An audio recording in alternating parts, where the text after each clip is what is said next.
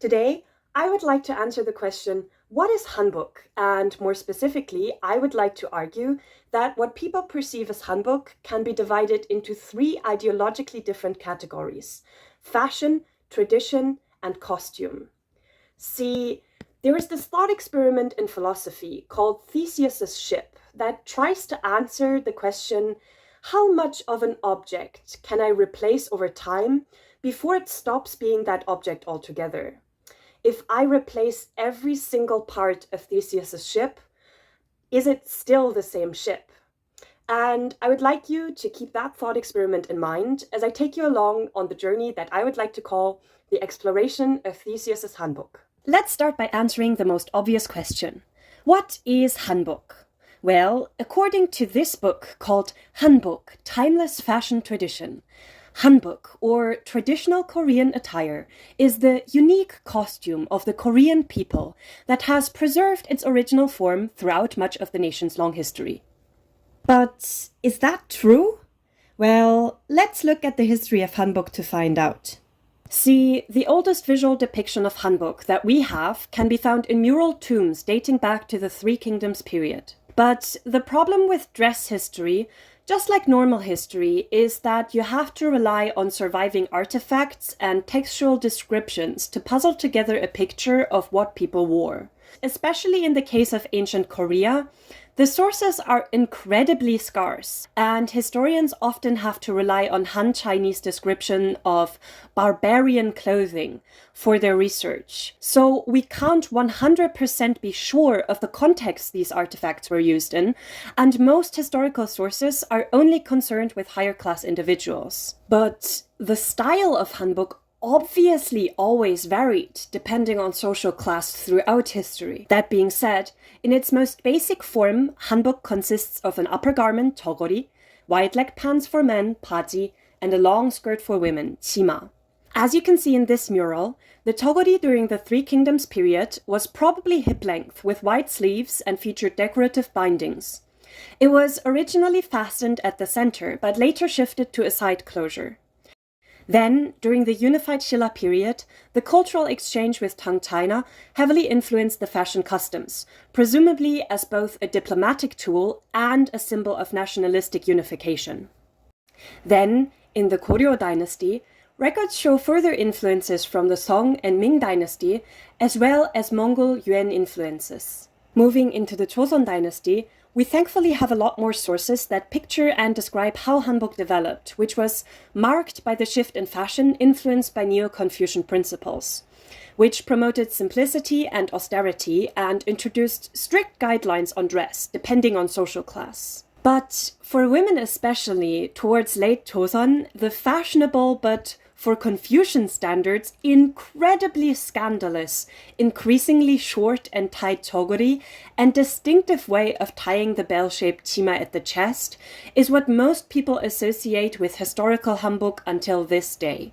And Hanbok further transformed during Korea's opening port era and Japanese colonialism as traditional Korean clothing first came into contact with Western clothing.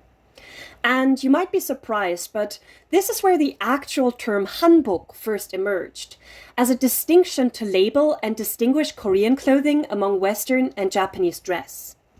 The colonial Japanese government passed several dress reforms, the most radical of which was the prohibition of men's top knots in 1895.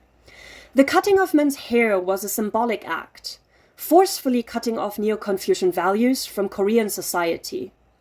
And another important reform came in 1920, when the Japanese began to crack down specifically on white hanbok, which had become a symbol of nationalism. So, during this forced modernization period, a broad societal understanding of what hanbok is and signifies established itself, and quote, "A Korean walking in the streets of Tokyo in hanbok, upon encountering discrimination, might understand his or her clothes as one of several markers of ethnic identity." So, while a lot of average and especially rural Koreans continue to wear forms of simple light-colored hanbok for economic reasons, especially among the upper classes, hanbok underwent a gradual transformation to adapt various Western elements, both in the construction and material. which, tracing the evolution of hanbok, marks the beginning of modern mixed hanbok that evolved into the elaborate and contemporary fashion garments you can see today. So, you can see that hanbok has not only been influenced by outsiders throughout history, but also changed organically, because that's just what fashion tends to do.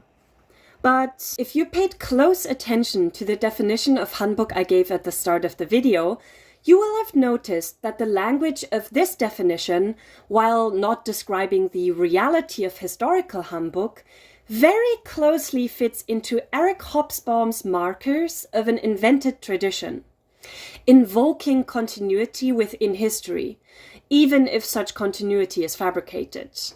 And when reading the second part of the definition, it most definitely fits into one of Hobsbawm's types of invented traditions, a tradition that establishes or symbolizes social cohesion and collective identities. Okay, but how did hanbok move from being fashion to tradition? Well, tradition often pops up if there's a variance or departure in practical and symbolic use. And if you paid attention earlier, you can probably pinpoint the exact moment when hanbok moved from being everyday clothing to a symbol of Koreanness. See, Japan's promotion of Western-style clothing and subsequent attempts to control and ban white hanbok meant that the object that was previously seen as everyday dress suddenly became infused with symbolic meaning. With their efforts to justify their colonial oppression by civilizing the Korean people and brand hanbok as sad, unhygienic, and the claims of it overburdening women with laundry, colonial Japan had inadvertently created a symbol of Korean nationalist pride and resistance. Which meant that even as people moved to adopt quote-unquote modern clothing, especially within the realm of politics, hanbok served as a statement of Korean identity in the post-war period and was intentionally promoted in the post-liberation period by South Korea's first president, Lee Seung-man. And as time went on, and both South and North Korea started to construct and define their national identity, hanbok was moved from being a historical fashion garment to a piece of traditional national identity.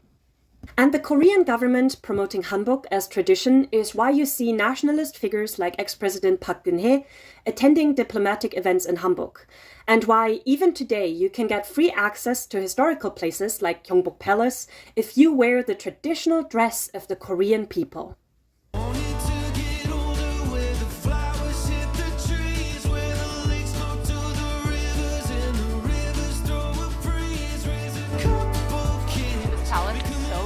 It's so cool wearing the traditional wear in front of this palace. Whoa, wait. I said the traditional dress of the Korean people. What are you guys wearing? Where did all the glitter and mesh come from? How did we move from this to this? And here I would like to bring in the idea of hanbok as costume, because I want to argue that these traditional hanboks and these traditional hanboks are ideologically different. See, you will often see historical Korean dramas that feature hanbok costumes that are not really historically accurate, in part because it just looks nicer on screen, but also because these quote-unquote historical dramas are understood by Koreans to not be historically accurate. They are faction. And similar to the drama costume, I think most Koreans will instinctively see these rental costume hanboks and not really think of them as traditional hanbok. And to prove that, I bullied 18 of my Korean friends to fill out this Google form and rank an assortment of 15 women's hanbok from 1 to 10 in terms of perceived traditionalness. And here are the results. As you can see, the rental hanboks rank lowest in terms of perceived traditionalness. But to a foreign audience who doesn't know a lot about historical hanbok and its symbolic significance, both the drama costumes and rental hanbok are appealing because they look beautiful and are marketed as traditional, so they feel traditional to them. And I'm not saying that these costume hanboks aren't traditional. They are by definition invented tradition. What I am arguing is that this hanbok has less to do with invoking the collective identity of the Korean people, but instead is invented to appeal to foreign tourists who might like to dress up in the Korean past, as some very smart scholars have described it.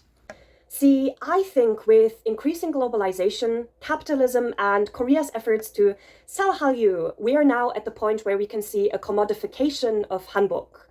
And this is where I would like to conclude the video by asking, if you sell your tradition to a foreign audience, but change it to be more to their taste, is that still your tradition? How much of an object can we change before it stops being that object altogether?